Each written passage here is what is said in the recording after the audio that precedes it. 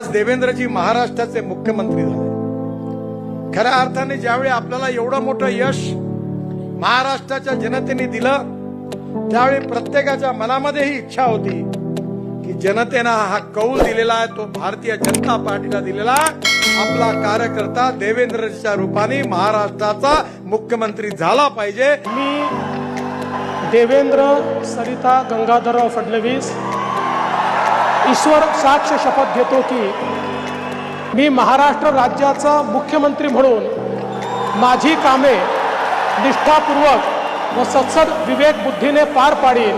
आणि मला अतिशय आनंद आहे की आज महाराष्ट्राचं मुख्यमंत्रीपद त्यांना मिळालं। आज आपण हा सत्कार केवळ ते मुख्यमंत्री झाले म्हणून नाही करत, सत्काराच्या मागे भविष्य काळातल्या अपेक्षा देखील दडलेल्या असतात।